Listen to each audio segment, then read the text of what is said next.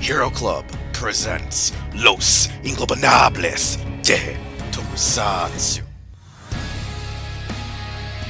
Welcome to Los Ingobernables de Tokusatsu. I am one of your hosts and co-creators of the show, Wheelchair 21, and joining me tonight, as practically always now, it is none other than Sound Out 12.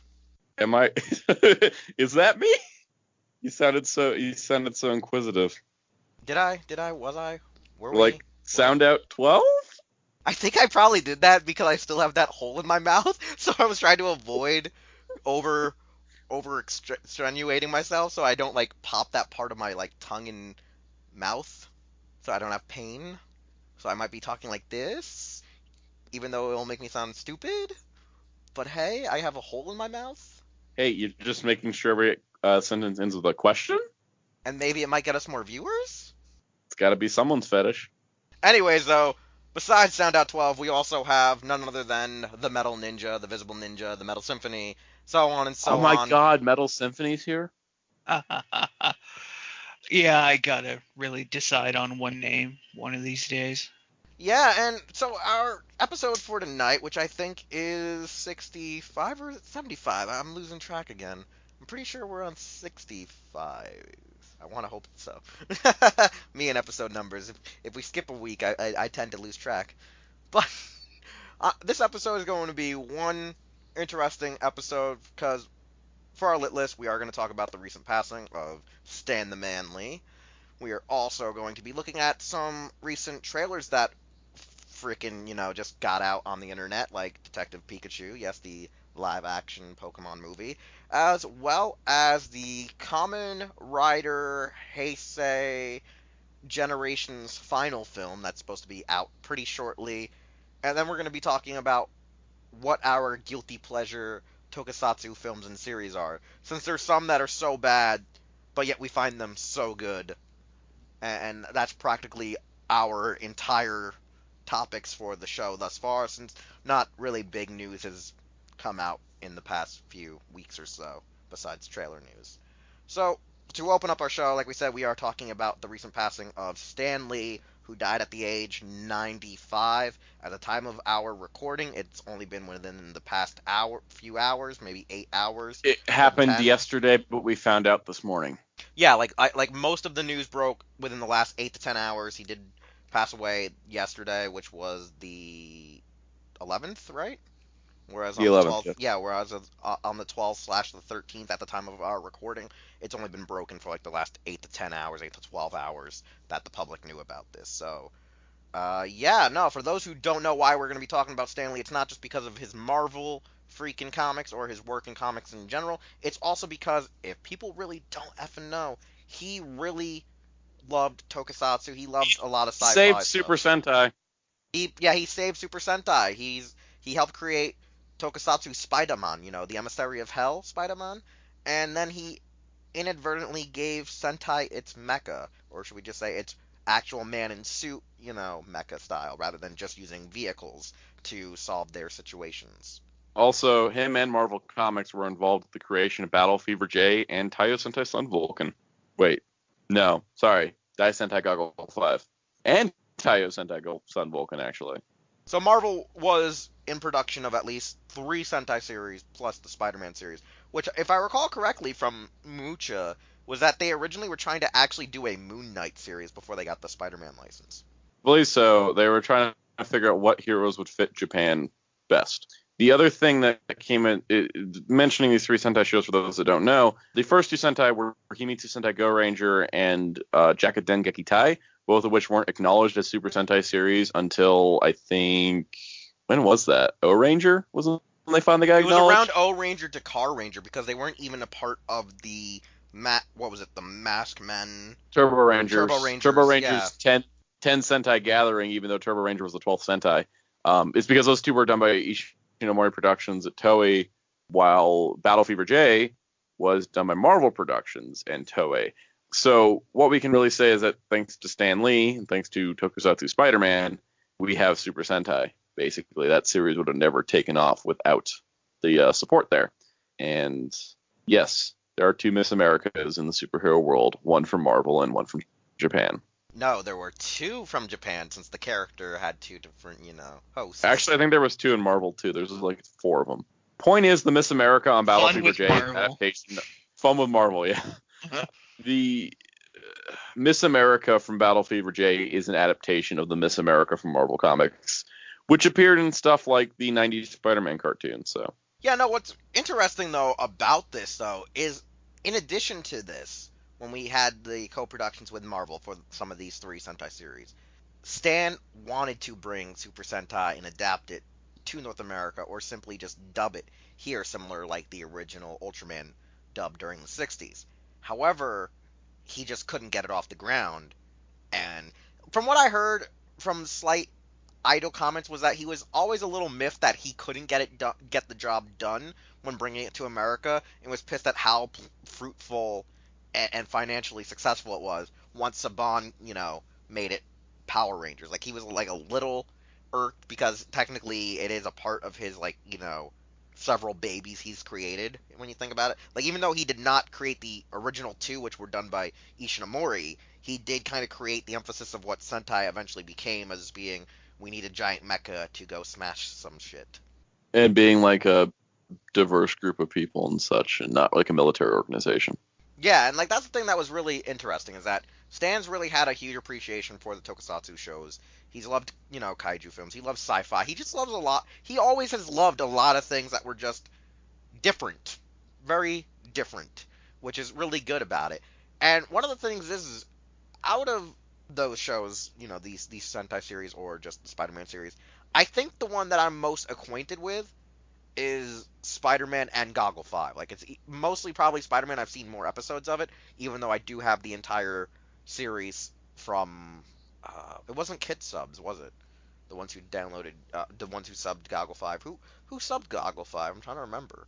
I can't. It was like a Goggle Scrubs. Goggle Scrubs. Yeah, it was the group that just named themselves after Goggle 5. They did it. And honestly, like, I know a lot of people don't like that show, but I actually thought it was actually pretty well done for the time it was made in, I hate the suit designs. Oh yeah, the suits aren't the best, but like I actually like quite a bit of the action. Like, I actually enjoy quite a bit of like the choice of cinematography for the action. I still need to watch it myself. I haven't gotten a chance to it yet. I mean, they also fight a giant Chithulian creature. They do. That's based. I think he's actually supposed to be a reference to Shuma Gorath, actually. Yeah, I think More so. you know. But yeah, no, like that's the thing. When it comes to Stan, though, outside of the Tokusatsu, we should probably address Marvel, since we've all read comics here. We've all watched the cartoons. Oh And yeah. whatnot. Not So to mention that movie franchise. that movie franchise that likes to bring in a lot new casuals every year. Mm, Mm-hmm. So who wants to address a little bit more about the amazing stuff that Stan Lee has done? Because I mean, like, for me, I enjoy the fact that his characters of the Fantastic Four, Spider-Man, X-Men, Cap, and like Iron Man. But then some of those are also his productions with Kirby and several other great creators. But like those are like some of my easy pick and choose ones that people can think of when it comes to immediately Marvel Studios, Marvel Comics. There's other characters within these factions and groups and whatnot, and other stuff, etc. So, I mean, anyone else got anything else to say? I mean, because it is a shame we lost him. well, yeah, definitely is. Because I mean, I know not everybody was a huge fan of Stan's. I know there's a lot of politics and stuff going on at Marvel. Especially between him and the likes of Jack Kirby, who's legendary in his own right. But you know what? Stan was always, a cool guy, especially in his later years. And of course, he kind of, got into the pop culture because of his cameos, as well as like, Spider-Man. It's always unfortunate when, a legendary creator like him dies. So, kind of sucks. Yeah, for me, when it comes to creator of anything, there's always going to be, this person should get more. Like when there's co-creators, especially, they're like, this person should get more credit. Well, this I person mean, should get more yeah, credit. like look at what was it, Bob Kane, Bill Finger debacle. Oh yeah, Bob Kane took way too much credit. And it's only recently that Bill Finger's getting, equal credit. Bill Finger has a street named after him now, and Steve Ditko's getting a stage play based on his life, Which is kind of amazing. But it is. And I think that, like, there was someone on Twitter that said it best. It's like, Sure, sometimes some creators take more credit than they should, but shared credit, as long as it's not pushing the other person out like they didn't do anything, is how it should be done. And for what I've seen of Stan Lee, and every time I see him do interviews, and like when Steve Ditko passed away, like the amount of respect that Stan Lee oozed out of him in his tribute video he did, and like the way that he talks about Jack Kirby and these other legends that he worked with and co-created stuff with, like you can tell that maybe it was like a management thing, maybe it was like a publicity thing, but I don't think that Stan Lee ever had the intent of taking too much credit away from the people he worked with.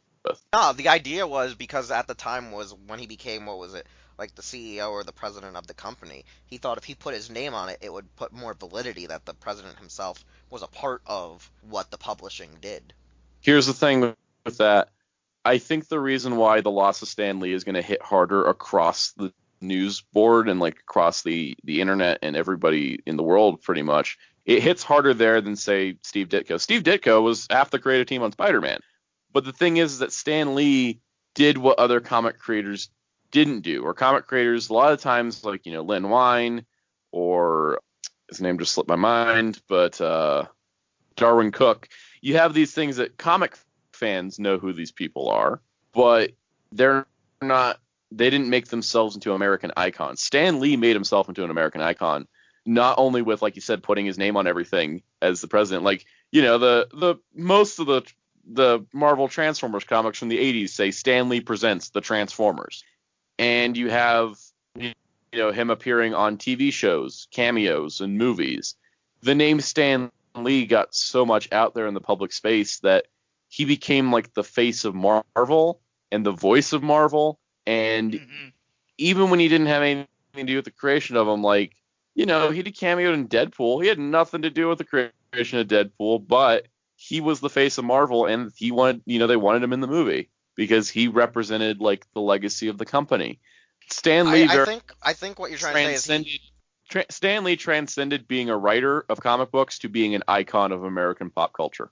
Like, what I was going to try to say is, what you're trying to say is, I think he also looked at it, like, with doing comics and these programs and stuff for kids, was like, I think he actually tried to model what he was doing with Marvel and himself off of Disney, because Disney was like one of those guys. He was a showman where he didn't just try to say, hey, I own this studio where we make awesome cartoons. He was like, I want to present to you what we do behind the scenes, and I'm the figure piece that owns the place, and I'm willing to let you into, like, my house, let you in to see what the concept was. And I think that was like the idea of why, you know, when you look at it, Disney and Marvel, before they even became a merger, before they were together, was that you have like these people that they ran the show, but they wanted to showcase everything that they did as best they could, and they realized that with their name came validity and came marketability. You know what I'm saying? Like, they realized that to do it, you had to find a way to market yourself, and if you can market yourself, you can market almost anything under you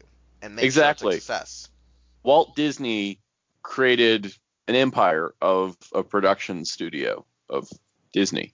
Like, Disney is now a name that everyone knows, and it's a name that everyone associates quality with.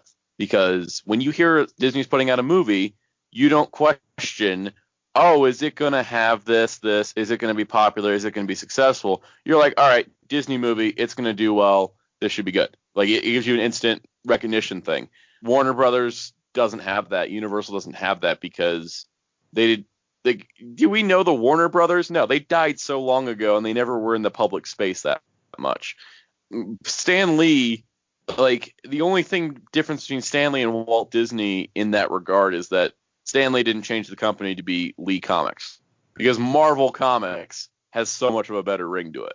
And it's just one of those things. Like, it's something that's carried forward too, is that people hear a Marvel movie and they expect a certain level of quality, which is why when the Fox X-Men movies maybe aren't as good sometimes, people are like, oh, well, Fox sucks at making Marvel movies because they don't make them like Marvel Studios does. And that kind of like name recognition is something that's not easily obtained, and it's something very hard to deal with. And it's going to be something that I think Marvel might struggle with without Stan Lee, because even though he hasn't been in charge of the business side of things, he's still an icon. He's still doing cameos. he showed up in an animated DC Teen Titans movie that was making a joke about how he's doing so many cameos that he got lost and wandered into a DC movie by accident. That's the stuff that I'm gonna miss the most. Is that, and I think it's one of the reasons why his death hit national news instantly. Like, it wasn't like Steve Ditko. It's like the comic community knew like right away, and then the national news eventually got around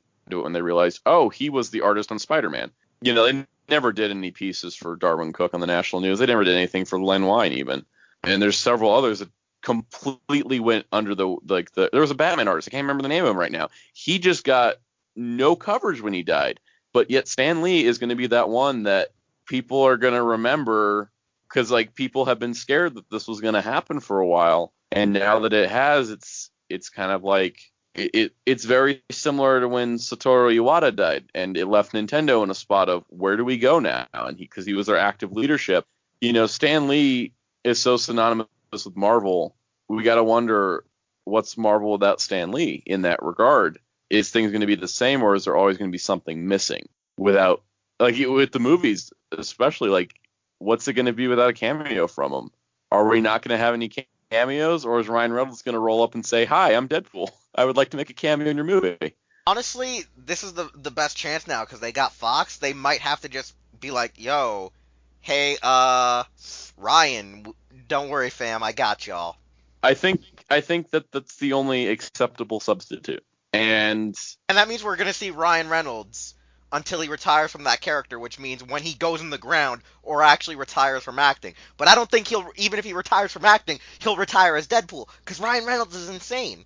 This is true. And the thing is, too, is that Ryan Reynolds right now, he's got two big plays. He's got PG-13 Deadpool 2 cut coming out in a few weeks, which is going to very much test and see if Deadpool will be still successful at a PG-13 rating, because it was successful at an R rating, but can it be more successful or as successful at PG-13? Plus, it opens up the character to family audiences. And Ryan Reynolds is Detective Pikachu. So that also is like, hey, let's play Ryan Reynolds up as kind of a family comedy guy instead of just strictly an R-rated kind of guy. And I think that, you know, Deadpool cameos would be amazing in Marvel movies. I think that he doesn't even have to do a whole lot, but like he would just be kind of there. And even his first one could be like well, I'm here where Stan Lee isn't. And it could be like really heartfelt and thoughtful. So. Yeah, like they literally make it where he's like Deadpool's like, "Hey guys, Stan can't make it anymore, so I'm here. Don't worry, I'm here, fam. I'm here." Yeah, I think this is going to be one of those things where comic book artists and writers never get enough credit. That's always, especially like artists. I feel like comic artists don't get as much credit as comic writers. But I think that the loss of Stan Lee is going to affect more people than anyone realizes, because look, it even goes into Tokusatsu. Like, he was, you know, very influential in that regard. And he will be missed, but he'll never be forgotten. He's one of those people that no one's going to forget in any point in history. He's made too much of an impact. To move on to lighter and more interesting pastures, Detective Pikachu. Okay, we'll just go right to Detective Pikachu since we're on the Because I just talked about Ryan Reynolds. Yes, let's we're go on the straight. Okay, fine. We'll go to Detective Pikachu, then we'll do Heisei Generations Final. So, that trailer came out, everyone, and it is the most magically amazing and so dumb trailer that I have ever seen. I'm hooked. I'm disgusted by it. I'm just mesmerized by it. It's like, I love you, I hate you, and I can't say any more than that at this moment. So Sound Out, how about you give us a nice little rundown of this trailer, of this concept, of this ludicrous idea. All right, everyone, get your hands ready. We're going to do a flashback. So just start twiddling your fingers. We go. So we go back in time to whenever they announced the Detective Pikachu video game, because I'm doing this on the fly. Ow. You're breathing. It's a very good time travel sound effect. Thank you. Anyways, we're going to go back in time to when the Detective Pikachu video game was announced, which I don't know when that is because I'm not doing any research. I'm just going off the fly here. So, yeah, this trailer came out where a Pikachu with a deep voice is a detective and can talk human language stuff. And everyone was like, we need Danny DeVito to voice this for the English dub. That did not happen in any regard. But somewhere along the lines, this game went from being Japan exclusive. It was Japan exclusive, and like a month or two later, Warner Brothers and Legendary were like, "Yo, we're gonna make a movie," and everyone's like, "The game's not even out in America yet, so what are you doing?" Apparently, somebody at Warner Brothers Legendary saw this concept and said, "Yes, we need to make that as a movie, and we're gonna get Ryan Reynolds to voice Pikachu." Which at the time, it was a lot of like you're doing what now? And then some set photos came out and there was some details and it was like, this is bizarre.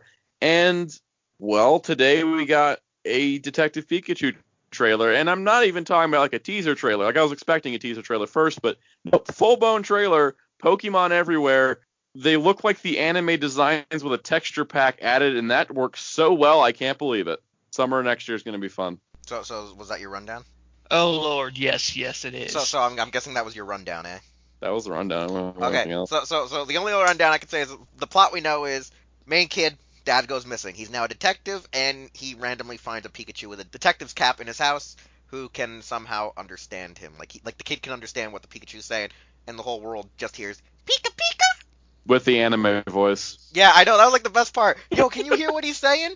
And then all of a sudden it's, what's her face, who's the voice of Snarf and Pikachu, going Pikachu, and like, oh yeah, Pika Pika. Does anyone hear what he's saying? Obviously, just you, idiot. And then it leads to a really bad and hilarious, but good but bad interrogation of a Mr. Mime, and I'm just like, this sucks.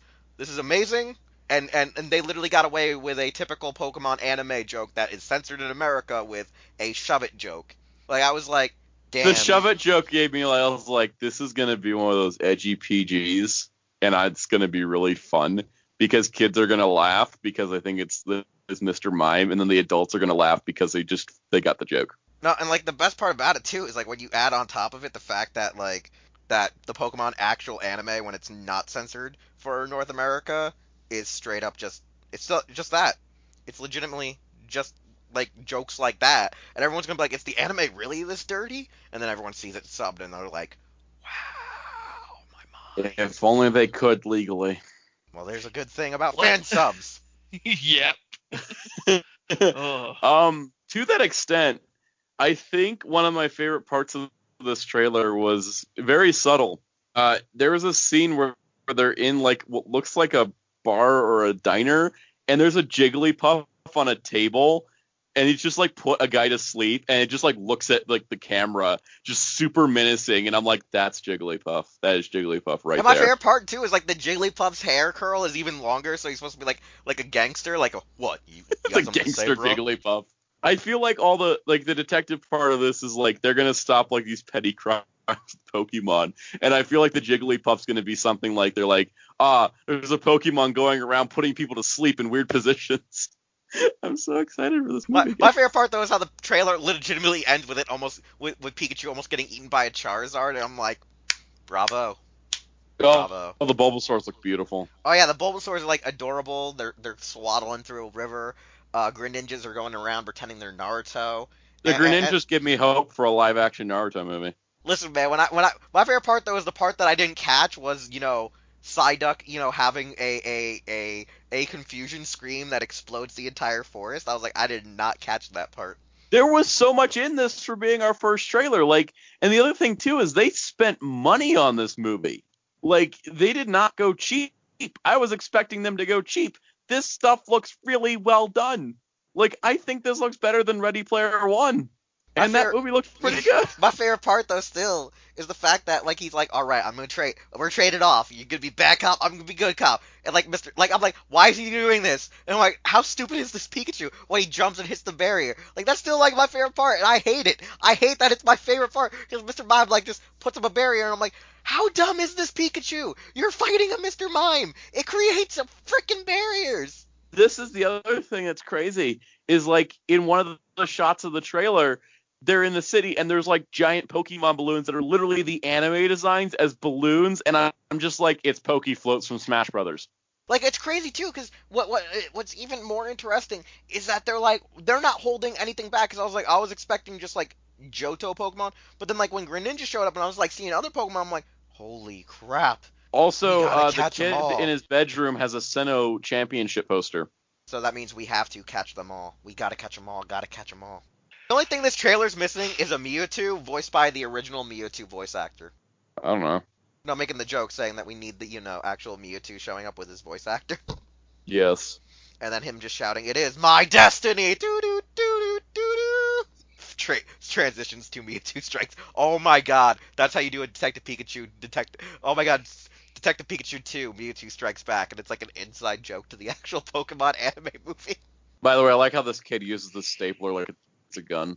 Oh yeah, my favorite part, Pikachu. Okay, so what are you gonna do? Staple me to death? I am going to shock you. Like why? Like my favorite part though is the fact that Pikachu has like this weird humanistic mannerisms too. Like he's like pointing at his butt. I'm gonna shock you, and I'm like, so is this Pikachu literally He's Meowth, so or is he cute. Like he's so fuzzy. God, all I know is Lord. I just want there to be multiple scenes of us not hearing Ryan Reynolds and we just hearing actual Pikachu. Like just Oh my Pika god! Pika. What are those like electric squirrel Pokemon? You mean Pachirisu? Yeah, there's like 3 of them on top of a ramen cart. Are you literally rewatching this right now to see which Pokemon Yes, are I'm in frame there? by framing the trailer while we're talking Well, about it. There's like so many like background Pokemon as well as references and everything, like posters and everything. Like it is rude. There's also I think like an old boxing, poster that's advertising like a Charizard versus a Mewtwo fight or something This like world feels real because they're just everywhere. They're not like in the certain shots they can afford to. that. No, Like- like I said, yeah, they do seem to exist in this world, and the Pokemon themselves, like, dear God, I've seen some better like close-ups of some of them, like the Charizard and like the Greninja and everything, and Yeah, there was some pictures that came out from like the because like when they do Yeah. CG, they usually do like a mock-up model, like Yeah. a physical object. Yeah, like I saw some pictures of those. That was like crazy. the Charizard that actually looks like a dragon, and then how Greninja like close up actually does look like a frog, and he actually has like texture on his tongue and everything. Oh yeah, like this movie is already looking gorgeous. Like the Pokemon, like they're still recognizable, but they do noticeably look different. I mean, obviously with Pikachu being all cute and fuzzy, and Like the thing me and Soundit were talking about before the show is that we are glad they didn't go too overly eccentrically to try to make them look more realistic. Like They we see didn't try to artists do. reinvent every single Pokemon. They just took the designs that were there and adjusted them for reality. Well, no. What I'm saying is like they didn't just adjust them to reality where they actually look like they have scales and things to make them look like they're plausible, like CGI, like Charizard being a dragon, so he actually has to look like more of a dragon, like with actual scales rather than just looking like a bright ass orange dragon. Like they were just like, no, we are gonna make it like it's an actual anime brought to life. We're not gonna go too overly artistic with trying They to make did a speed that shit. racer. They speed racered it. That's literally what we were saying in pre-production. It is speed racer to the T. Now I'm just waiting for a real Pokemon movie where we have people throwing Pokeballs, catching Pokemon, fighting Team Rocket, and getting gym badges. I feel Oh, like we might. Oh get my some God, stuff no! up to that. Imagine if it's an original series for Netflix. Oh, I'd be so hooked. well, think- if this movie does well, it might tell them that there might be a market for movies in Yeah. this style. I think this is like the indicator. I don't think we get a Detective Pikachu 2. I think we get another live action Pokemon movie. Yeah, like set in the same world with like the same aesthetic and everything. With, And like, if there is a realistic Netflix show, they Pokemon could and come stuff. film it here in New Mexico, and I'd have work. And hopefully, if Legendary's smart, we could see people that are paraplegic with Pokemon. Since the anime and games don't want to give us that. You're just saying that because you want them to cast you as like a guy riding around on a Dawn fan, right? I would just want to be a background extra, but I just want to have there be proof that paraplegics can have Pokemon. Yeah. Fucking ableists. Guys, there's some like posters here that literally just use like video game art for like the Pokemon. Hey, here's a real question though. Is any of it licensed by Prima? Oh god. R.I.P. Prima. I feel like I'm gonna buy the Smash Brothers Ultimate Guidebook just because the last like book Prima's probably gonna put out. Before they put themselves out in the locker room. Hmm. Mm-hmm. But yeah, no, this trailer looks hype because, like I was saying to Sound Out, like I've said before, it looks so good but so bad, and I don't mean because of the visuals, I don't mean because of the effects, just because of some of the stupid shit it's doing. It's just like, what? What are you doing? It's gonna be just so zany where I'm gonna love it and hate it, and then walking out of the theater, which I'm not gonna be doing because I'll be rolling out of the theater. I'm just gonna be like, I don't know what to say about this. I'm so excited. I'm gonna go see this like twice. Just watch. I'm just sitting here going, all I Hey, want is hey, Pokemon. guess what this trailer did, guys? It was #1 on trending on the day that Stan Lee died and there was a Toy Story 4 teaser. It beat them both. So you're Like, saying not Pokemon it was an arms killed race Stan Lee? between Pikachu and Stan Lee, but like it was an arms race between Pikachu and Toy Story. That's what I really mean. But also because that Toy Story trailer was like really weak. I mean, it was like pretty much a bunch of like characters with voice actors that are still alive playing with characters that are dead. And also a Spork that has self-esteem issues. Okay, that was probably like the best part. I'm not a toy. Oh my god, calm down. Don't put an eye out. And that's how that was like the best part. The end of that trailer was the best part. Everything before it was garbage. The best part about the Toy Story trailer was the news that came out after because they announced the new voice actor for Potato Head, Who'd they get to replace Rickles? Alan Tudyk, Why do I have a feeling he can actually pull it off? because he's Alan Tudyk and he's never not pulled off something. Well, he wasn't able to pull Firefly back to TV. Nah, it wasn't his fault. Yeah, it was Nathan Falafel. Exactly. Damn you, Hal Jordan. So when is Alan Tudyk going to be in a Kamen Rider show? Is that like one random white villain that shows up every few years? Dude, that would be amazing if Tudyk showed up in a Kamen Rider series now. But he has to have it with his really faux pas German accent that he had as Dutch, and he has to be a member of Shocker. Oh yes, Alan Tudyk, member of Shocker. Alan Tudyk's going to be in Doom Patrol, so that technically puts him in a tokusatsu if you think about it.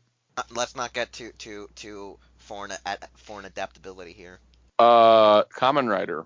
That trailer Yeah. wasn't as exciting as the Pikachu, and I'm not. Yeah, gonna, no, I'm, it wasn't. I'm just No, gonna it go wasn't. chill in the corner for a few minutes while you guys talk. Okay, so we got that, and then we have another Kamen Rider piece of news that I forgot to address at the beginning of the episode that I somehow remembered once Sound Out said Alan Tudyk in Kamen Rider. So, Kamen Rider Heisei Generations Final. This trailer had some great visuals, but overall did not pull through as being a great trailer. You know there were some why? nice visuals, but it was just weird. You know why it didn't pull through as a great trailer?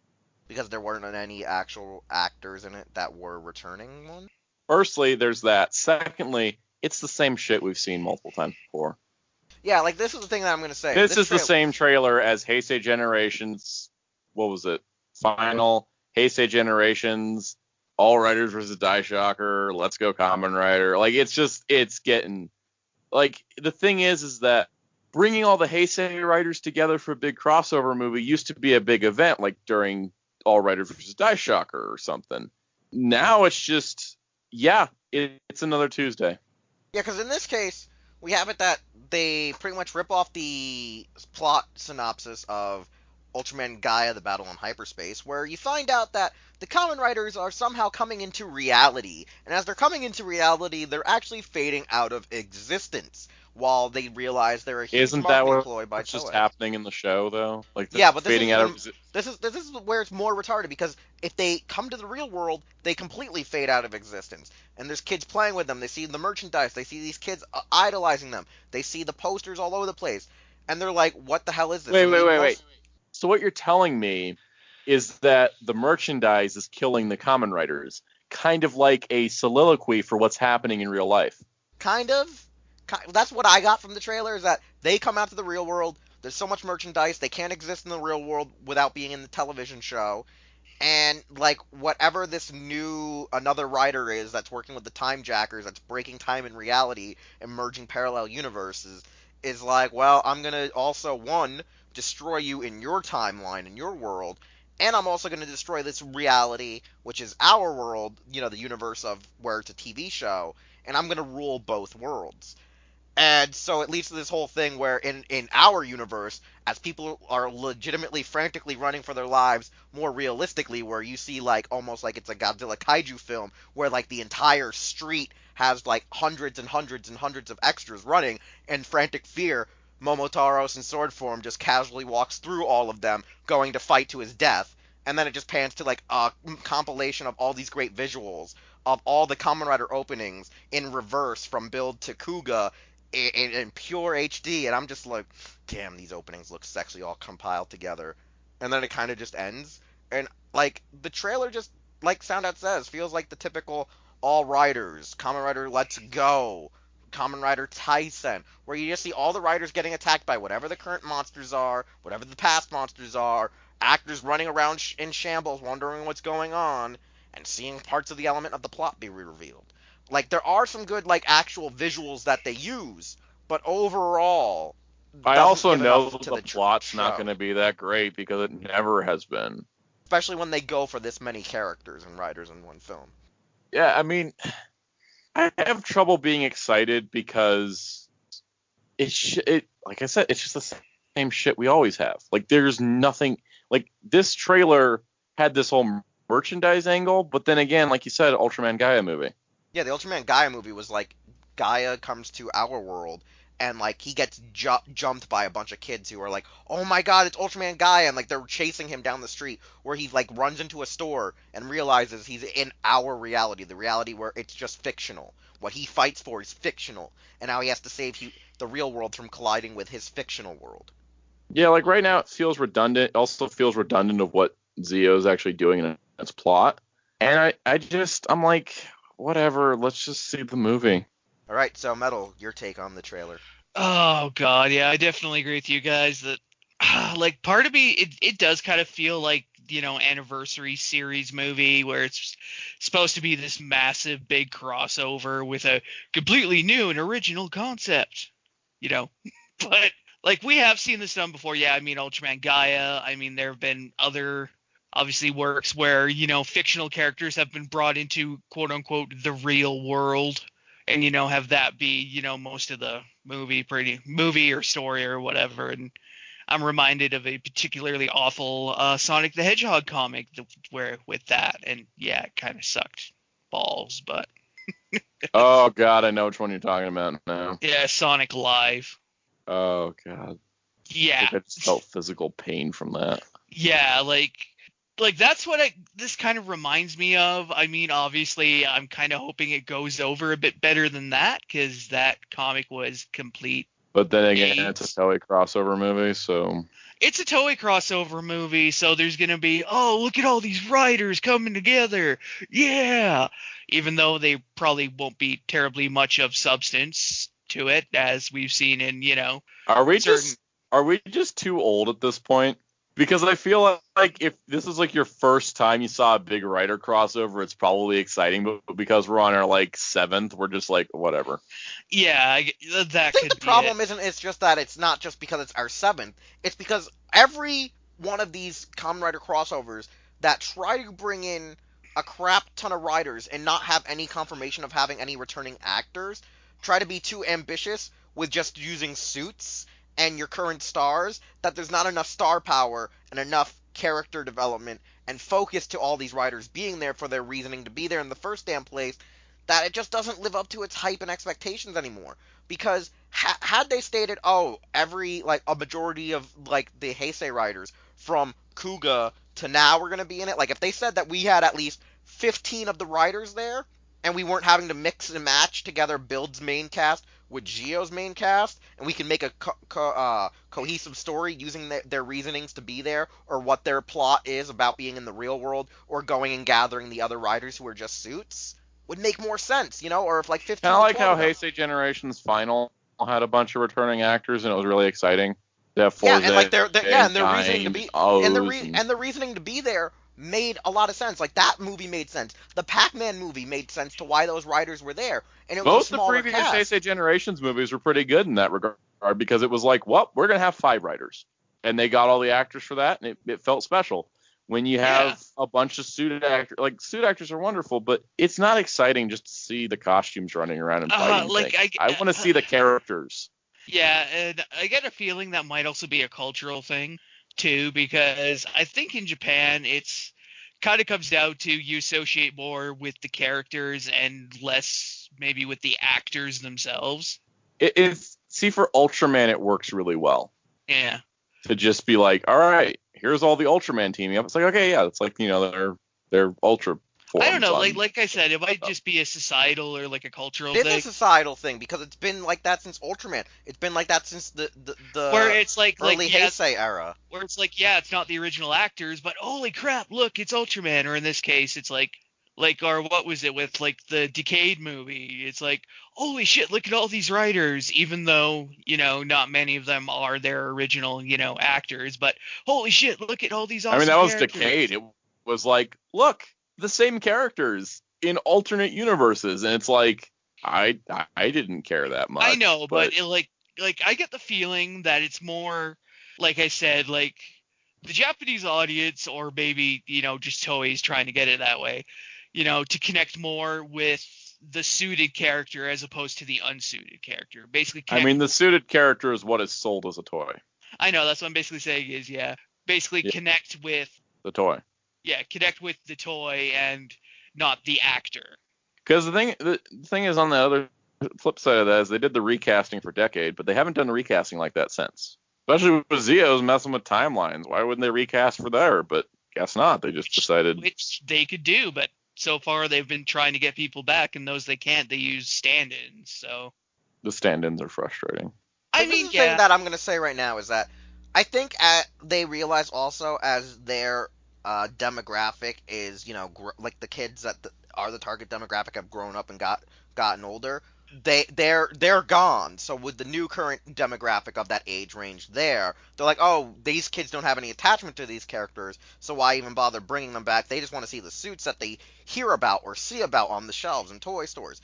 Because don't forget, and this is not to try to knock, this is not trying to knock our friend Mr. S, but Mr. S has only been just rewatching Kamen Rider since 06, 07 when he started selling toys.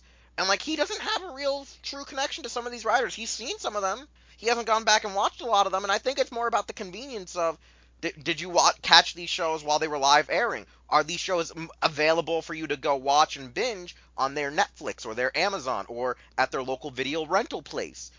How convenient is it for the current market? So to them, they're just like, well, the character of the suit, what they become, this hero, is the icon.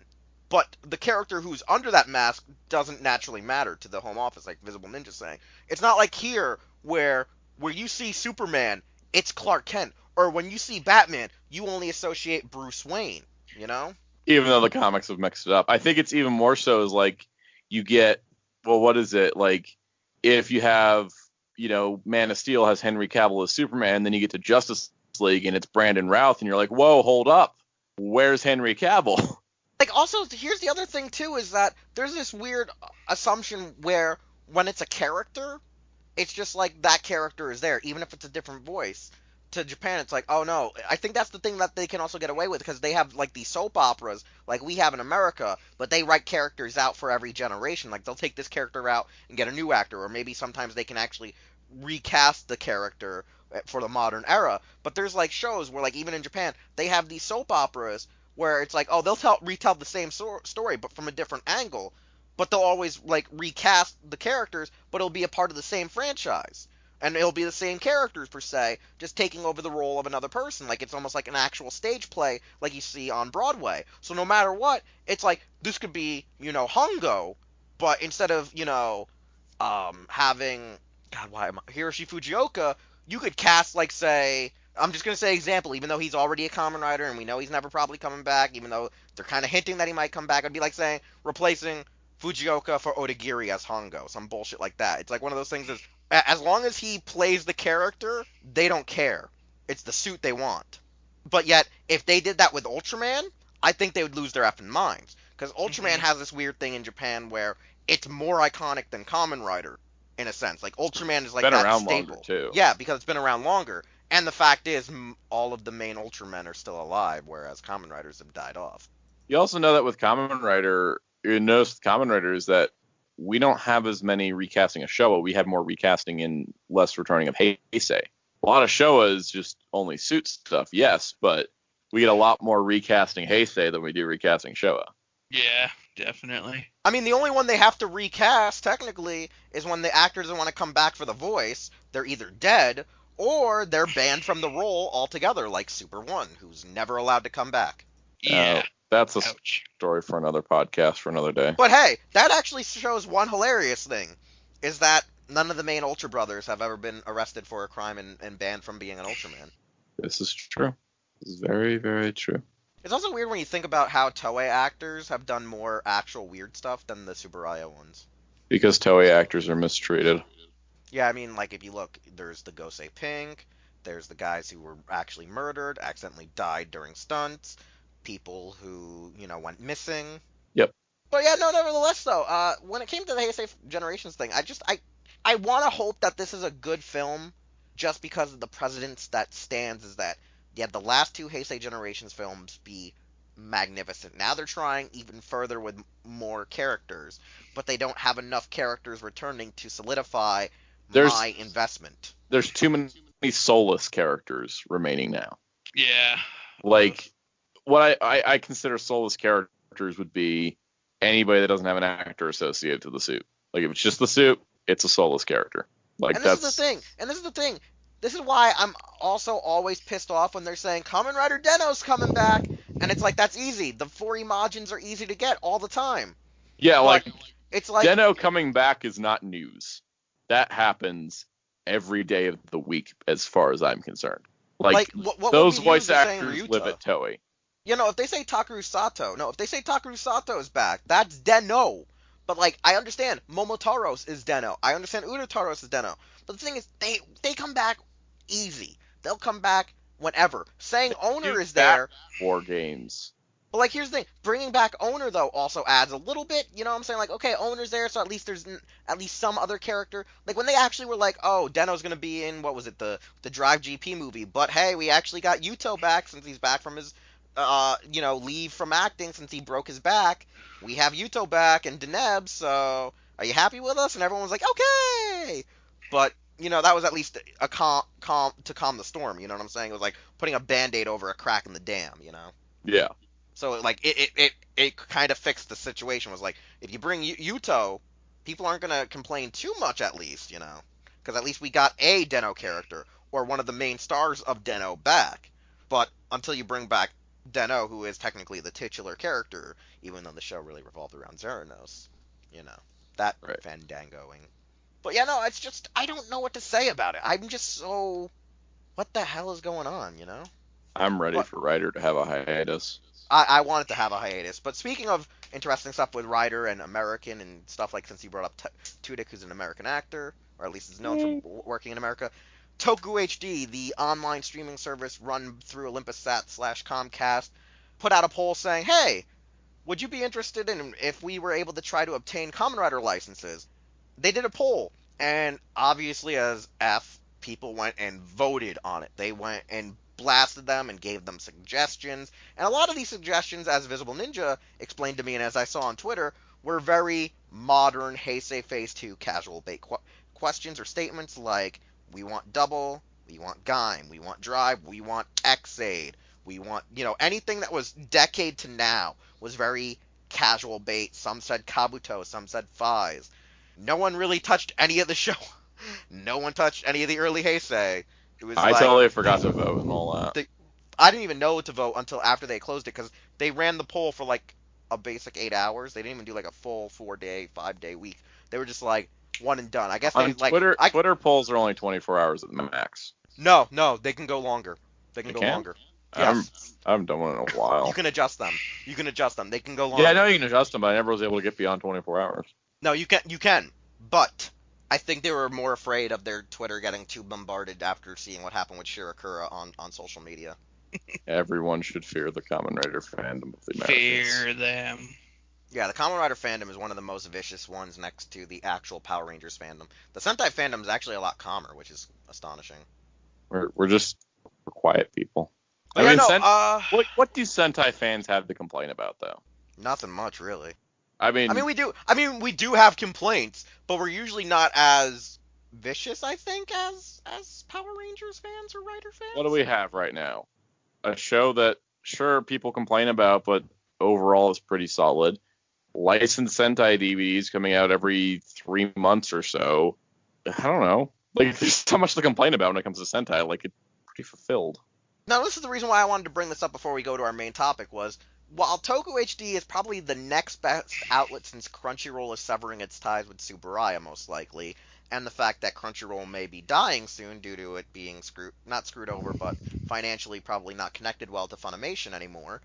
Toku HD is your next best option because Netflix probably wouldn't want to pick that up with a 10-foot pole, or Shout Factory or Discotech Media would be the other options to license it on home video. But if you wanted it just for streaming rights, Toku HD is where you want to go. As some people might not realize or know, Toku HD, while it has great shows for Ultraman series, and or should I say a lot of Subaraya productions like Mirror Man, Spectre Man, or like Gridman, is that some of the official licensed subtitles they've gotten are questionable when you go into the Showa era or Gridman itself. Like early Heisei, Showa, I've been watching some of their subs. They're not the best. There are grammatical issues. There are just really, really inconsistent spelling, wording for just sentences. It's just really ludicrous. Now, I don't necessarily think Toku HD did the subbing. I think they acquired these subs from an early Subaraya script that originally did a home office translation of these shows to release to like Asia and some of the other southeastern Asian countries, and they just never went back and cleaned up those subs. So when they gave the license to Toku HD, they put it up without looking at the shows and realizing there were mistakes. Because when you got later shows of the later Heisei series and the current era right now, some of the subs are practically the same as the ones we got on Crunchyroll, and I think even their Leo subs are the ones that are used via Crunchyroll / Shout Factory right now, and they had no issues. But when you watch Za Ultraman and Gridman, they're bad. So if they get Kamen Rider, I'm hoping that if they have to do in-house subbing, there's actual real quality check and quality control, or if Toei actually provides them subs, they're not broken English like whatever Subaraya supplied for the Gridman and Za Ultraman. I can't, diss Toku HD on trying to get the license because they're the only ones who look like they want the license now. Since Crunchyroll's like screw dramas, screw live actions, screw everything. We're just going back to Crunchyroll's like screw profit. but Visible Ninja, since you're the one who also addressed this, were the one who reminded me about this poll early on. Yeah. Your take on the whole scenario without breathing too heavily into the mics. I will try not to breathe too heavily. Sorry. Oh God, but like the whole thing is, yeah, Toku HD really probably is the best home for it for reasons you will just outline basically. And it's affordable. Don't forget they do give good deals. And it's very affordable.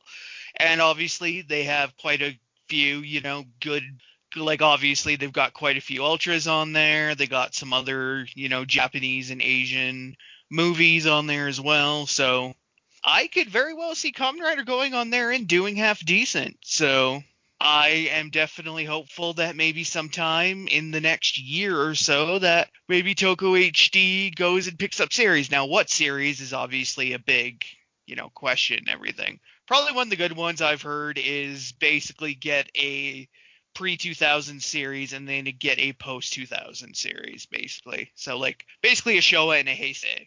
Preferably something like Black and then maybe Ryuki, because Dragon Knight, and I guess you could go for Black RX for the Master Rider thing, though I'd prefer Black since I personally prefer that one. But I hope Toku HD can, convince, Big Papa Toei to loosen their fingers a little bit. And yeah, it would definitely help if their subs weren't so full of formatting and grammatical errors. Hint, hint. Yeah, no, because I just went and checked their I guess you would say their library, and when you talk about shows that are full-fledged 13 or more episodes, 13 to a full-fledged like 50 episode series, they have at least 20 under their belt. Like at least 20 or at most 20, somewhere around there thus far. And when you think about how many of that is for Ultra series as well as just Subaraya Productions, since some of these are not Ultraman shows like Gridman, Mirror Man, and Spectre Man, if you think about that, that's a huge library already. Like, what is it? Sentai just got up to like 11 or 12 now, and with Ultraman they have almost 20 Ultra series / Subaraya shows, and Shout has only about 12 Sentais under their belt. So it's like I could see Toku HD and Shout Factory or even Discotech maybe signing a license where it's like you can have streaming rights to shows, but we're gonna release them on home video, because I would like that. Because the thing is, while I do like having these shows, able to be streamed, I want a physical copy in some shape or form of some of my more favorite shows. Like I would like to have Tiga, I'd like to have Gaia, I'd like to have, Black RX, Ryuki, Kuga, Agito, Spielbahn, Scheider, Charavan, Gavon, Metalder, Juko B Fighter on a home format. You know what I'm saying?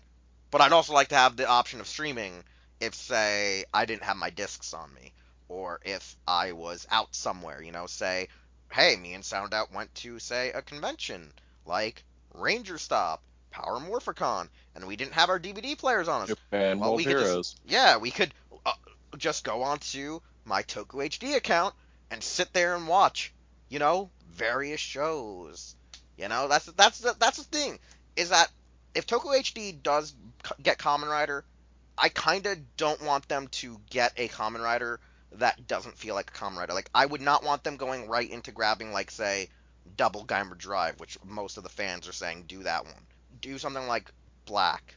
Do something like Black RX. Get the license with Generation Kakaider to stream V3, since they already have actually coherent subs. Uh, Same with Kikaider. get Kikaider. Get Ryuki because of Dragon Knight. Maybe actually talk to the Wangs and talk to whoever owns Dragon Knight currently, which I think is Hasbro, because Nobody. they bought. Okay, nobody to put Kamen Rider Dragon Knight on Toku HD. So it's like there's so many possibilities, but I just don't want the fandom to fully win by getting Kabuto or Faiz or Double or like Gaim or Exit, because I feel like once you see these shows, you may get into Kamen Rider, but you'll be too much into the mindset of I need to buy toys or I just want to see cool, crazy fights, and not actually get into what like the show's naturally about, like the actual characters, the actual themes and stories. Does anyone else have anything to say about this interesting poll? I have quite a lot to say, actually, because we've been discussing things. Step 1. Toku HD, to bring Kamen Rider over successfully, needs to not get anything after Decade to start.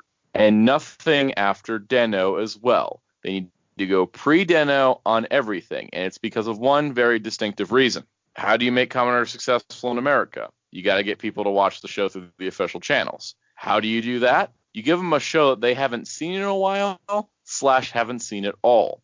Kamen Rider Amazons got licensed in America about 6 months after it aired in Japan. That was too slow. They should have aired it right at the same time, because now it's everyone already watched Amazons recently.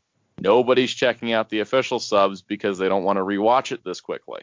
That is where they need to be sure that with Toku HD, they need to go older so that the Kamen Rider fans are like, oh, I haven't seen Black yet. Now it's licensed? Cool, I'll watch it now. Kind of like what happened with Original Garo and Jew Ranger and what will happen with Just Beyond, et cetera, et cetera. It's like they haven't gotten around to it. It's not like they weren't subbed before. They haven't gotten around to it. So now they're like, okay, I'll check that out because I haven't seen it. Or if you do something like Ryuki, probably a lot of people are like, oh, I haven't seen Ryuki in like 5-6 years. Okay, I'll check that out. That is how you make successful Kamen Rider in America. That's pretty much all I got on that front, but that's it. Okay, so pretty much you were saying, even though my mic was on mute somehow. So what I was trying to say is, so what you were saying is pretty much don't do anything Heisei Phase 2, like I was kind of insisting on. Don't do anything that might be already religiously, or should I say overly subbed, I guess, by the fan subbers, no matter who it was, how they did it. Do something that's rarely been fan subbed, or just one time and done, or not at all. Because like that would work great with V3. It would work great with, honestly, even the original Ichigo, because I'm pretty sure not many people are downloading kit subs except the diehards. Doing stuff like Black and RX, doing Kuga, since those goddamn Blu-rays aren't finished yet. You know who you are. You know exactly who you are, and I hope you're listening, because I want the rest of the series on Blu-ray. Nevertheless, so. But yeah, basically what I'm saying is if yeah. you give it, if you got this thing of like, if you put something up that people have watched recently, they're not going to check it out. It's plain and simple, really. And that's why you have all those crybabies every time Shout Factory licenses a Sentai that hadn't already even been subbed fully. Like Mega Ranger, even though like one group did it, but like torrents for it weren't really working anymore. Nevertheless, though, let's go on to our final discussion for the night, which will be cut a little bit short due to the fact that we went a little too long with our other previous discussions because goddamn you, Ryan Reynolds. God damn you and your face, your pretty, pretty face. That is a pretty face. And I'm talking about when he's Deadpool. Anyways, we're going to be talking about guilty pleasure tokusatsu. For those who don't remember what we talked about earlier on, guilty pleasure tokusatsus are ones that you know are bad, but you still somehow enjoy them. So, since the person who came up with this actual topic is the Visible Ninja, he goes first. Oh God, I'm gonna reveal my darkest tastes here. I was gonna say, you don't have to say all of them. We're gonna do a round table at least 3 or 4 times around. Okay. So you talk about one show, you talk about why you like it, you pass it. Okay. And I'll say my first one, which I know is gonna get some derision, but you know what? I enjoy Kamen Rider Ghost. You want to know why? Because I'm stupid. Well, yeah. No, like it obviously did have some story issues and everything, but I did kind of like the whole. Basically, I kind of liked the gimmick, like the icons and the driver. For some reason, I don't know, I really liked it. And there were certain elements of the story I liked. Like, I actually really liked the character of Akari, his little girlfriend there, science. But I don't know, for some reason, with being an obviously supernatural-based writer, having his, like, main, female support be at least at first a somewhat of a skeptical science lover that didn't believe in supernatural stuff. It was kind of funny, who actually then does actually do things relevant to the plot, which I thought was actually kind of good. And there are, of course, little bits here and there sprinkled throughout the series that I like, probably too many to name, like Spectre's really weird thing with his sister, which was more hilarious than creepy, but you know what? I don't know why I get a sick kind of.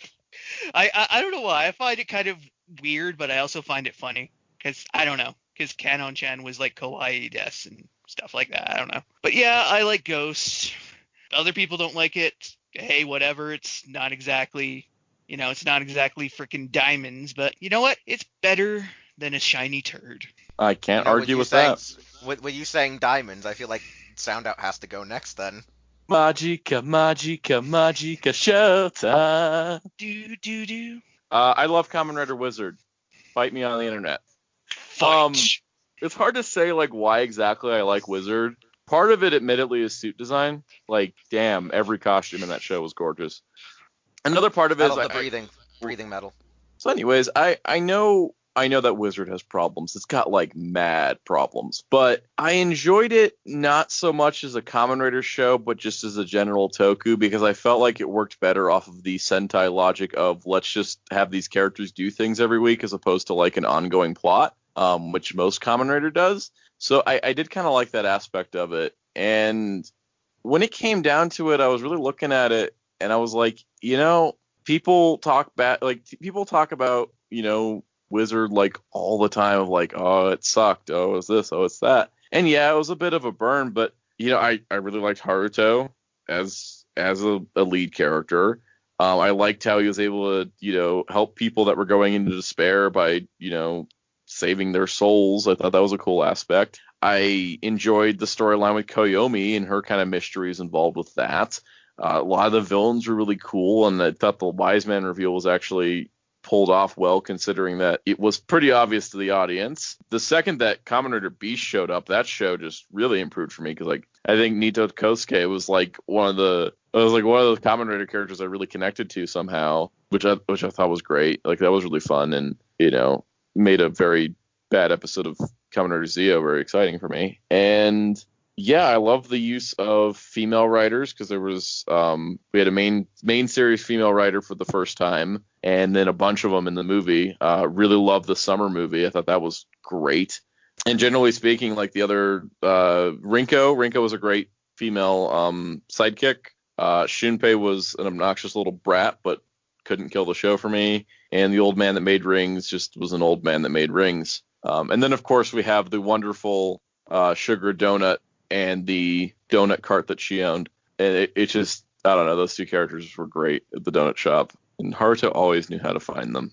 But yeah, no, I really enjoy Wizard, and every time I see Every time I see Wizard's suit in a movie, I get excited because I love the way the suit looks. But I always get excited because Haruto is one of those Kamen Rider actors that's come back multiple times. And yeah, also the music. The music is fantastic. I love the music. And yeah, I would love it if both Haruto and Nito both showed up in Heisei Generations Forever. All right, so I gotta say, Wizard is a good show too. It's not as great like it should be, but it's decent. I think it's better than Ghost out of the two guilty pleasures discussed thus far. Like I think Wizard is still a better show than Ghost, because with Ghost it tapers off real fast, and it never comes back like an exorcism. Dun dun dun. But for my guilty pleasure, I don't really have really a Kamen Rider one I can think of right now. I mean, there are some that I know are slightly bad, but like people still, like them. Like they like really like them, and I never usually hear too much people crapping on them per se. Even though like I'm now crapping on them after rewatching them because it's like nostalgia glasses are off. But I'm gonna instead of talking about them, I'm gonna go to the Ultra franchise because I got to do this while we have the time on the episode. I'm gonna do this right now. Ultraman Max. Ultraman Max is one of these shows that I see a lot of people who have recently gotten into the fandom due to the Crunchyroll licensing of series like latch to for some reason, or they've latched to it because certain figureheads, the one, he runs a place, has a huge ego, part of his name has the word justice in it, just like his website. Yeah, you narrowed it down real well, right, guys? All right. Wait, who are we talking about? Some guy called Keith Justice. Wait, Black Justice? Yes, exactly. Yes. Stephen Lunsford's friend, Black Justice. That guy. But nevertheless, like anyone who follows his website, follows his blog, knows him, friends with him, they think Max is like great. Max is one of those shows where like as a teen watching it when it was airing, it's one of the weirdest shows because it gets a lot of the main original Ultraman cast back. Like it has the actress who played Fuji, it has Hayata, it has Ippei's actor back, it even has Koji Moritsugu, who was Ultra 7 in the show, right? It actually has like 4 to 5 like original Ultra series actors like in the show in like reoccurring roles with the new age of Ultraman team fighting together. But the thing is, one, the show has a lot of like really bad comedy, a lot of bad like settings, like when they make their giant sets for the Ultra to fight in, they look cheap. A lot of the angles, like you could tell it's like a stage. Like it just doesn't feel as authentic as like Tiga or Gaia or Dyna did. Like you just feel like it's a show shot for kids at times. But as I've gotten older, some of the episodes are more relatable because it's more about human connection and relationships. But it still doesn't change the fact that a lot of the characters are really terrible. You have Shaun White, who is a white guy from like Sweden or whatever, or Canada, who's a member of the Japanese branch, and he's like an effing tool. He's such a tool that other Japanese, like I should say American actors or Caucasian actors in Japan say while they're friends with him, he's a like shell out tool that does like English, like teach your kids English TV shows, whereas they're like actual guys who have like gotten other high class jobs in Japan. Like they say like he's a tool in real life. So they're like while his character looked like a tool, he's also a tool in real life. You have like the second in command of the team, which is this Asian guy, like he's like this hot shot, but he's really like a giant poser. And the best characters in the show are the damn women. One of these women was played by the same actress who played Leito's wife in Ultraman Geed. And she's like great. I love her. She's like, for some reason, one of my favorite effing actresses, and I can't think of her goddamn name right now, which is pissing me off. Tonight's podcast, none of the hosts can remember names of the people that mean a lot to them. Okay, it's Hitomi Hasebe. Like, she is like one of the best characters in the show. She's like the lead commander of the team. She's great. She's awesome. She's just adorable and amazing. And then you got Ellie, who's a android. Like, she's like the Data of the group, where she's like an android trying to understand what it means to be like human and shit. Played by Hikari Mitsushima. I almost mispronounced her name because I was like, wait, it cut it off. And like, they're just like two of the best characters in the show. And then you have the main host of the Ultraman, who's played by Soto Aoyama. And if anyone remembers him, he was in the Death Note movies as Matsuda. So when he died in Death Note Light Up the New World, I was like dancing like a mad sumbitch, like back when they killed off Hibiki's actor when he was playing what's his face in the first Death Note film. I was just like literally just jamming out, rocking out when they killed him off. But still, as a ultra like Toma Kaito, like he just doesn't feel special. He doesn't feel great. A lot of the storytelling just feels like it's trying to capture something that seemingly at that point during Subaraya Productions was lost. Like it just feels like a shell of what it really was. Like it just didn't feel like at times it feels like an ultra series, and then like in the next episode it feels like ass. And it's one of these things where one of the best elements of the show, it's like the TV show Masters of Horror, where they had all these great sci-fi and horror directors working on the show, but because they were all writing like episode arcs together and switching off who was writing what, there's no real consistency. And that's why like the show is great on a production level of who was involved with making it, but when it was done with execution, it just makes you go, that was great, that was cool, that was terrible, but it just makes it like it's like a smalting pot of just an okay pot of stew. It's just like it could have been so much better with all these creative perspectives on there working together to create an Ultraman series, but then you had too many frickin' chefs in the goddamn kitchen. And that's what I think is why I like the show, is that it had so much potential to be somewhat better than what it really is. And I think that's why a lot of people alluringly are attracted to Max, because it's a dumpster fire of great potential. Because when you have like Takeshi Mike and Kaneko working on this series, they did like 8 of the episodes, and there's what is it, in like 4 episodes or 3 episodes there's a cameo or a guest star appearance by Nao Nagasawa. It's like, it should be a good show, but it's like this giant mess of one. And Ultraman didn't recover until like Mabius and Ultra 7X at that point. But I'm gonna pass it over to Visible Ninja now for his next pick. Oh, are you now? Thank you very much. I'm going to go out there with another series that actually has kind of gotten a bit of a kind of a reevaluation, the past couple of years, but it's still not, super popular.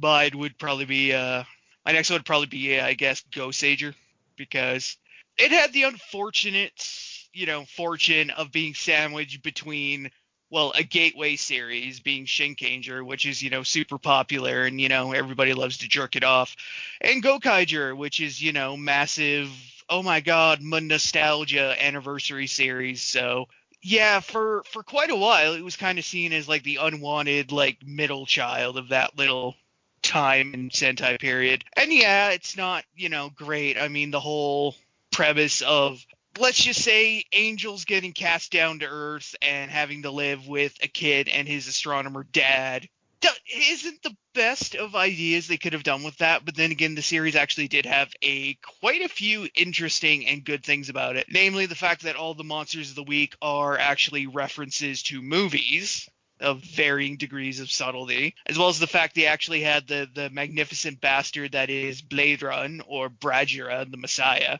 who, you know what, is probably one of the better Sentai villains as of late, since he really was, the ultimate kind of Starscream-esque schemer, plus the fact he's voiced by Camille Badan. So at least we know what happened to him after he got mind screwed after the end of Zeta. As well as, I don't know what it was about, like, the whole idea of, like, for some reason, I really loved the mecha I really just don't know what it is, like Gosei Great, I thought was a pretty damn spiffy looking mecha. Because he's Voltron. Yeah, essentially. Gosei Ground maybe a little less, and he was obviously supposed to be called, Gosei Grand, but spelling and English, not Toei's strong suit. And Gosei Ultimate actually wasn't too bad either. So, like, and of course, I did kind of have a thing for, Gosei Yellow, but I thought you were gonna say Metal Alice. No. No, that's his sister, you incestuous fuck. And that's another thing, too, is the idea of having 3 different villain groups kind of clearly based off, like, weirdly, like, different B movies. Because the first one are aliens, you know what I mean? With obvious, kind of, I guess you could say, Daikaiju motifs, especially with, Mons Drake and, Darapuda, having definite kind of Mothra and Gigan kind of feelings to their design. And then Darapuda was what, a xenomorph mixed mixed with something else. Yeah, he was like a xenomorph and like vaguely Giganish with like some other stuff. And Blade Run's, form he was with when he was with them was Megalonish, but had some other elements. And then there's, the Earth-based monsters, because you literally had Bigfoot and the Blob, basically. And then you have robots. One of them with the head of them being based off of RoboCop, and and his assistant is literally, the machine woman from Metropolis, which is like one of the robot films of all time. So I love that movie, and that's why I think I like Metal Alice. yeah, and then I like the anime movie based on Metropolis. and then of course RoboGog is RoboCop, and he's an awesome looking RoboCop too. And then of course there's Bradura's final form, which is all kind of cool since he is essentially a fallen, well, again, spoilers for the show, but it's been years, whatever, since he is essentially a fallen angel. So some of the Lucifer and such kind of comparisons are kind of apt, as well as the fact he's also a reference to a Terry Gilliam movie. So I liked what I saw of Ghost Ager. It's just like when they defeated the War Star, I kind of forgot to tune in next week because I was like, oh, yeah, show's over. Like, that is one of the issues, is having 3 different villain groups means there's no real cohesiveness.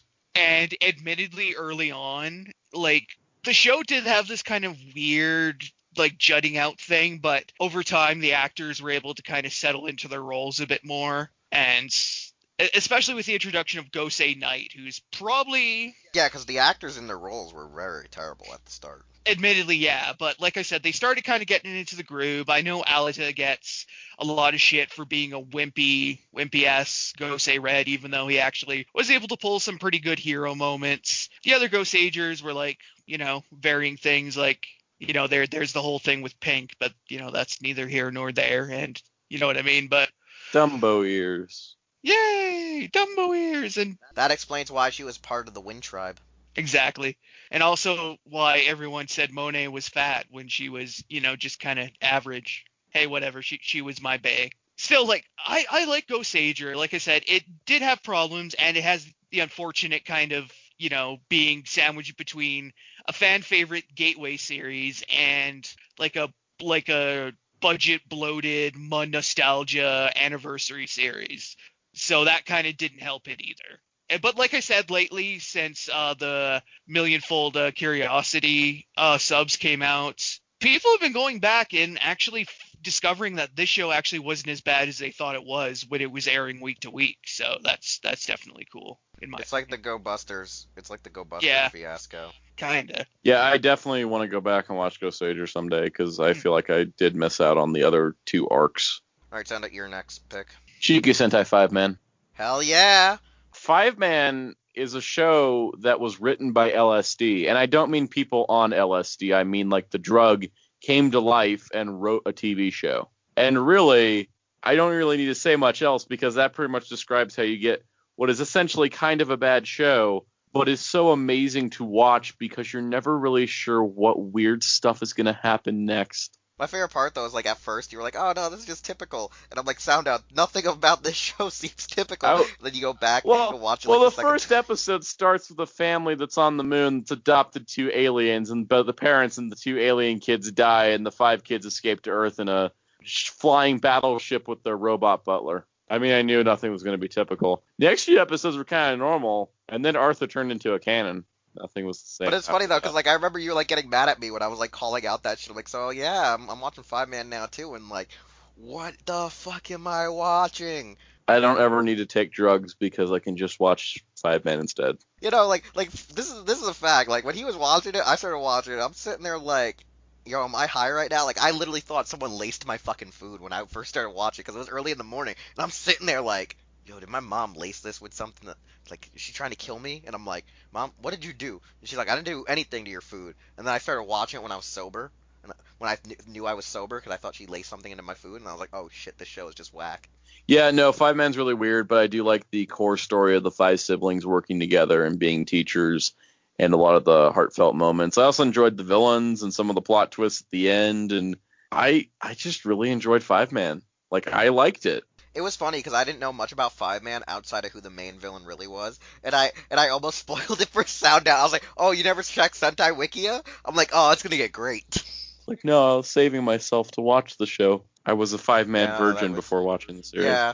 No, it was weird because like when it comes to Sentai, I've done like a lot of research off and on about older Sentais that have never been subbed. So it was like one of those few times where I was like, "Oh, this is the one." I'm like, "Oh," like that was my favorite part. Like, "Oh, this is the one where the monster's posing as an evil space witch, but it's not an evil space witch, but it's actually a giant Venus flytrap Violante space Godzilla thing." Basically, what I'm saying is go watch Five Man if you haven't, because it's fully subbed now and it's amazing. It's amazing and terrible and so much more. And puppets. Interdimensional puppets. All right, I guess I'm gonna do one more, and that's gonna be our last one since we're almost hitting like the 1 hour 30 mark before. I ending. want us to get to 2 hours, so make it last. Oh, I don't want to. I don't want to get 2 hours. Too I'm bad. 2 hours, We're getting bro. to 2 hours. I don't want to do 2 hours. Right, Metal, we're going to 2 hours. No. No, because he has to leave soon.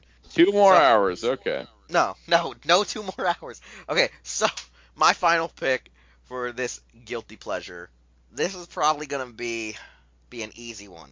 This is an easy one because I've stated this one so many times, and it's one of those ones where like even everyone says it's a guilty pleasure, and Metal can agree with me it's a guilty pleasure. Because I was gonna go with one that's like an actual guilty pleasure of mine, but this is one that we can all talk about.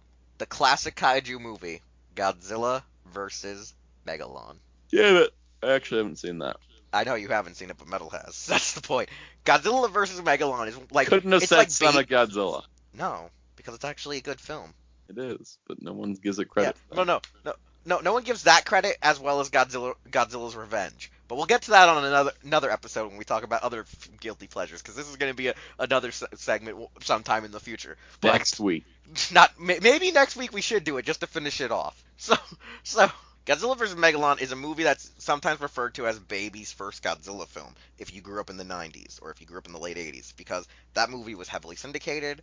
It had variety of home video releases at the time. There were at least 2 to 3 different types of it on home video. One was in a gift set, one was in a different pack, one was also in another gift set, but it was just, a repackaged and like taped together kind of box set kind of thing where, they just put the two in a plastic sleeve. And anyway, with these releases, people have seen it. You've seen it several times. You've seen it on Sci-Fi Network. I own it on Blu-ray. Yeah, you own it on Blu-ray. But people have seen it on Sci-Fi. People have seen it on MST3K Rift. And it's one of these films where it wasn't meant to be a Godzilla film in the first place. It was supposed to be to launch a show similar to Zone Fighter, Toho's other show that was like an attempt to do like a Subaraya-esque series, where it was going to be this robot called Jet Jaguar versus the monster Megalon, and it was supposed to be like a pilot movie kind of thing where that. Yes, Mick Jagger. No, so like for those who don't know, it's supposed to be like a pilot movie to launch Jet Jaguar versus the Seatopians kind of storyline, where he's supposed to be fighting Megalon and other kaiju from this weird underground race of people that used to live on the surface kind of scenario, on a weekly basis. However, they weren't going to get the full series, so they shoved Godzilla into the show and into the show's plot line, and then they turned it into a movie, and they were like, all right, let's just do this. The thing is that this film is like really bad because there's so much jutting action, because you have the Seatopians, you have weird secret agent men storylines going on and about, and this is just one of these things where it was because Jun Fukuda just hated doing Godzilla movies, that he tried to make James Bond movies out of his Godzilla films for the late 70s. And what ends up being the thing of why everyone loves this film is because at the end of the film, for like the last 35 minutes of the film maybe, it's an uncut kaiju battle. Like there's no interaction of human cast, like the human protagonist versus the human villains. It's just straight up kaiju on kaiju action. So it's like this show that you can just put a VHS in, and keep the kids quiet. Like the kids just watch it and they're entertained. And like for a majority of us, like me and Metal from being late 80s early 90s kids, we've seen this movie so many times that it's like it's one of those weird nostalgia trips that it's like it's my childhood, but it's so ass. Like Metal, expand on this. Do I really need to? Yes, because I chose this one as a more of an open discussion, because I wasn't sure how far Sound Out was caught up at this point, so that's why I wanted you to talk about it. God damn it. This movie, this damn movie, it is some of the goofiest, stupidest ass shit I've ever seen, because let's just say Godzilla kind of fights dirty. Like, he loves, let's just say he loves using foreign objects as well as flying missile drop kicks that he performs not once, but twice. Doesn't go for a third time, but he does it twice. And don't forget, Jet Jaguar purposely breaks the arms of Gigan. Like, he just breaks that motherfucker's And when I arms. say flying missile drop kick, if you haven't seen, like, the GIF or the video, this is the one where Godzilla literally just goes horizontal and just seemingly flies, you know, with dragging his tail on the ground and just collides right into Megalon, just like with both feet full force. Once but twice, and not to mention, you know, some of the greatest other fight choreography, like Gigan. No, not Gigan, but Gigan does have some growlers, but mostly Megalon getting his little napalm bomb kicked back into his mouth. And yeah, him and Gigan celebrating prematurely when they think that our two heroes have burned to death, only to then, you know, have the greatest oh shit face on them. Can't believe though, still, like, because of how the kaiju animatronics for the mouths are, they actually show the look of being surprised and confused. Yeah. Like, they're just like, what the fuck did I just see? Like, it's the best part about the movie. It's the best element of the movie, other than the fact that that a little kid with short shorts and a man who looks like he should have been a Kamen Rider beat up some guy who looked like he's the Asian version of Alan Rickman. Oh yeah, him. The guy that... Remember that part? Asian Alan Rickman, and they beat him up. The kid and the guy who looks like he's a Kamen Rider. He was the guy who was the Rolisica guy in Mothra, wasn't he? No. Or is this a different guy? I think you're confusing him for a Rolisica. I think the guy next to him with the beard was a Rolisica, was a member of Rolisica, but he wasn't like a main member of the cast. Like, I think he was like a background expert. Oh well. Now the guy who ran Seatopia, he's our super secret agent man from Dogora.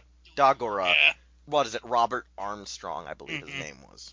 He's not looking for diamonds this time. He's looking for war with the surface. Yeah, no, like, all I can say is that, like, anyone who knows this movie, they know that it is, like, an instant classic to Godzilla fans, because it's so bad that we love it, but we also hate ourselves for loving it. But nevertheless, we will continue Guilty Pleasures discussions at the opening of next episode, then we'll go into our normal discussion on the lit list of whatever news or topics we'll be talking about next week, and so on and Prediction. so forth. So, yeah. Toei announces the cancellation of all Tokusatsu productions in favor of anime adaptations in the lieu of SSSS Gridman. That would be amazing if you called it for next week's episode. I pray that shit a doesn't brick. happen. I pray that doesn't happen either, but I would have more time to watch Garo.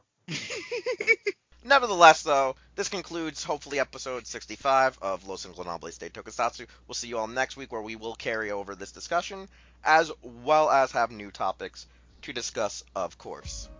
Hey, it's Wheelchair21, and thanks again for listening to an all-new episode of Los Ingobernables de Tokusatsu.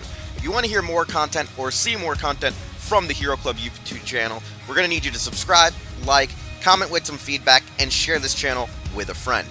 We also would like you to check out our website, hero-club.com, and follow us on various social media outlets just by looking up Hero Club for Life, as well as the stores you see are where we shop. Anyways, thanks again, and we'll see you all next time.